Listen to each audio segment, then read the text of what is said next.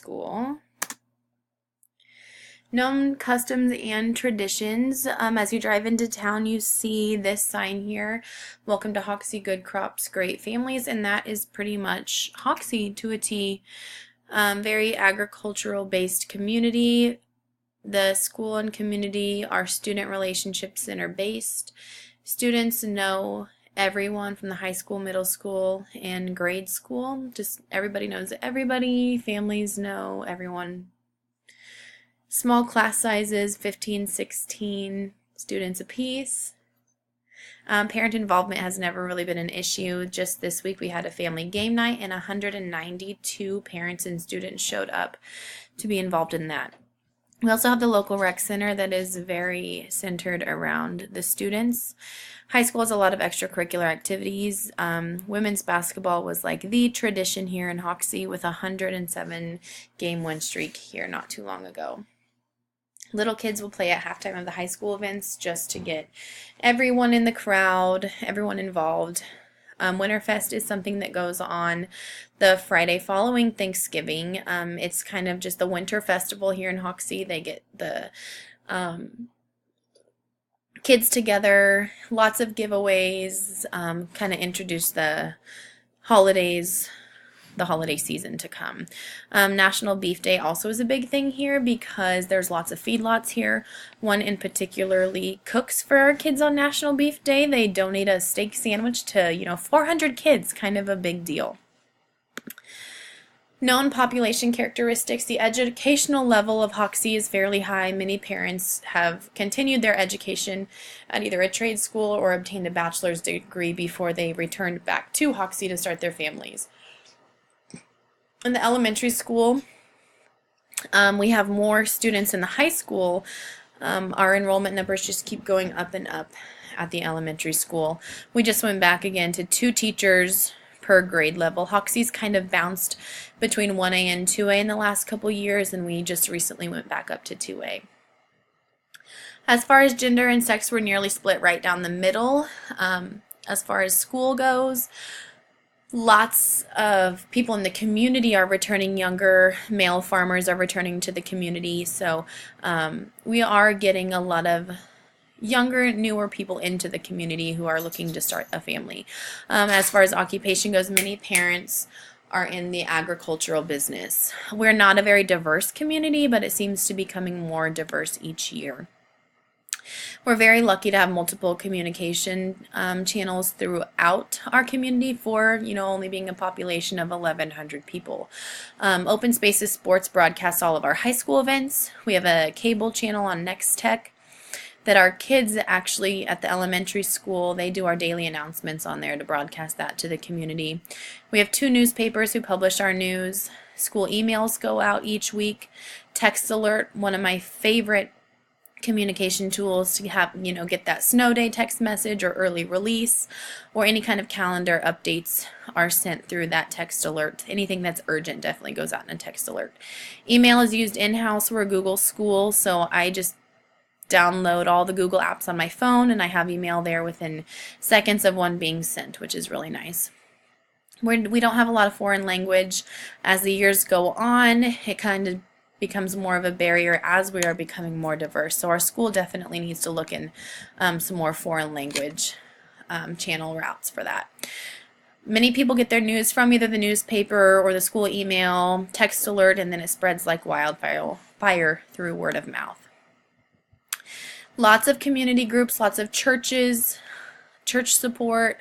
There are extracurricular activities at the high school. We have lots of groups, staff, students, and alumni. Alumni is really a big deal, and as mentioned before, our rec center really puts together a lot of things for our school. We're very lucky.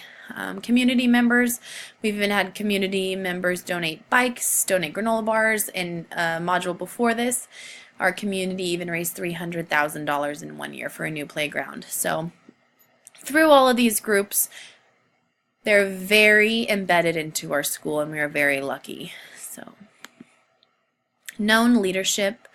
Our superintendent is absolutely amazing. He puts teachers first. He trusts his teachers.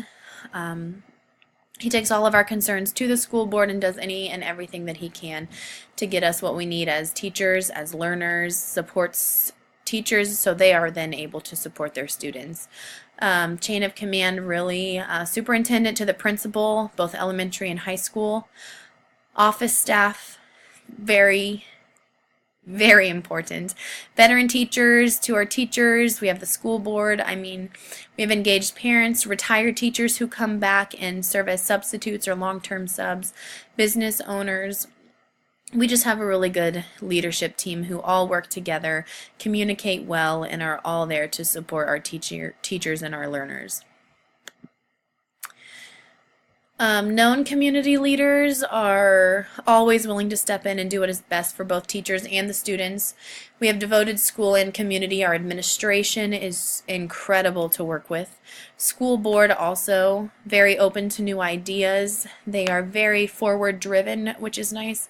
And our community members are never hesitant to approach our school board with new innovative ideas.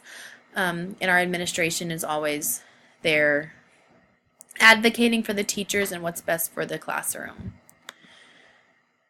Known economic condition, our school is dependent on the community involvement and taxpayer dollars and enrollment numbers, employment opportunities for families,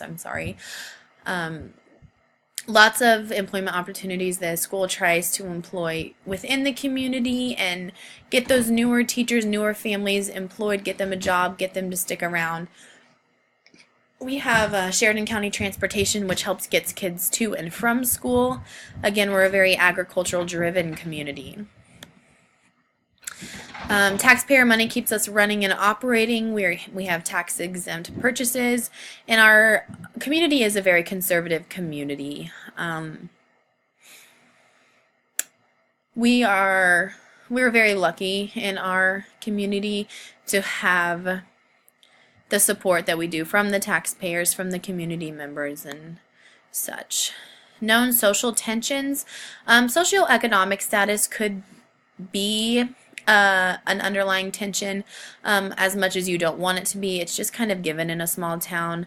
Small town also has that outsider mentality. People who have been here all their lives or have left and come back, they just kind of feel like they own more of the town or have more ownership than those that are just moving into town. It could be very hard for someone to come into a town and kind of find a social group or fit in.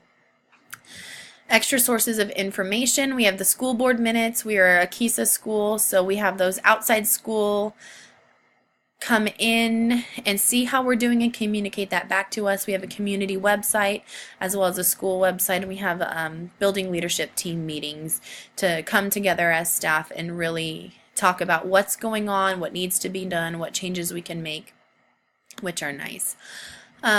Power structures, we have the school board, very supportive, that goes to the superintendent. Superintendent and school board work really, really well together.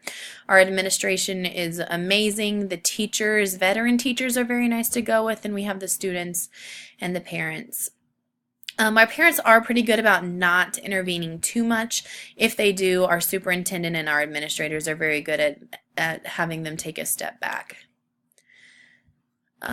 Diversity is welcome here in our community and our school. There is not a lot of diversity, more and more coming each year, but as a school we do know that we need more resources for our English language learners. We do have a dress code, and we celebrate most and all of the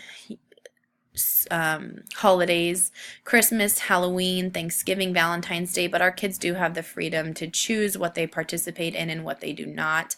Nothing is ever forced. And we do have an open door policy. If anyone wants to come and celebrate something that's different, they are more than welcome to come in and share it with us. It does not happen a lot. Known power structures, Board of Education, they're very invested in our teachers and our staff. Our superintendent is very open and honest with the staff, and he communicates our needs very well to the school board members. The teachers know what is expected, and any changes that are happening, they know before they are implemented. Our administrators come around door to door and have shoulder conversations with us so that we know what's going on. Our students know what is expected of them from the staff, and our parents are kept in the loop from all of the previous positions of power. the previous stated positions of power. I feel like our community, our power structures work really well together because of communication, open communication, honesty, and really just a sense of ownership. Teachers feel ownership of their classroom, the administration feels ownership over the teachers, and the teaching and learning that's going on in the Board of Education really feels that ownership of the community and the school. Measuring public opinion is really done by word of mouth. People have the opportunity to attend board meetings, and then we also have this new career pathway at the high school where community members are working with our high school students and our high school staff to help come up with a curriculum and get kids ready for the real world after their education after their structured education, I guess, has ended in the public education field. Word of mouth is a big deal here in a small town. Measuring public opinion, we do have an open door policy. I mean, our administrator is always there for concerns. Anything he will talk to anybody about. He's really great to work with. Google Forms we've used a couple of times when it comes to coming up with new busing ideas, what kind of bus students would like more, the community would use more. I think the Google Forms is something that we could use more in our school system. But again, the public opinion, word of mouth, it travels. You kind of always know what people are thinking. And that is my Module 5. Thank you for listening.